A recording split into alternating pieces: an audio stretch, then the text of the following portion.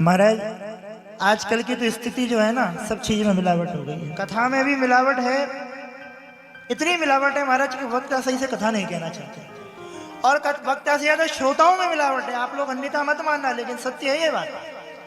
श्रोता खुद वास्तविक तत्व को सुनना नहीं चाहते, नाच गाना चुटकुले ये जो कह रहा है वही बढ़िया कथावाचक है।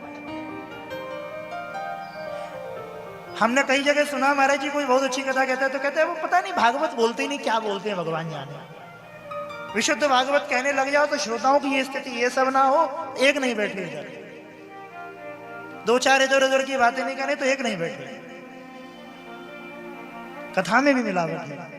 बहुत कम कथावाचक ऐसे हैं जो गुरुजनों के चरणों में बैठकर, जिन्होंने तपस्या पूर्वक अध्ययन किया है, उनके चरणों में बैठकर सुना है, श्रवण किया है, उनका आचरण को अपने जीवन में यत्किंचित उनकी कृपा से कुछ उतारा है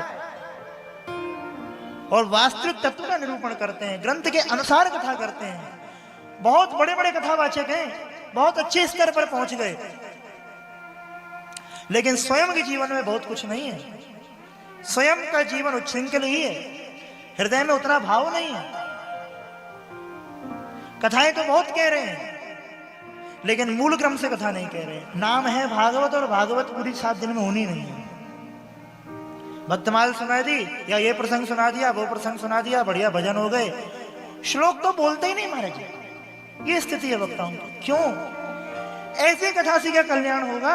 नहीं, बिल्कुल नहीं होगा।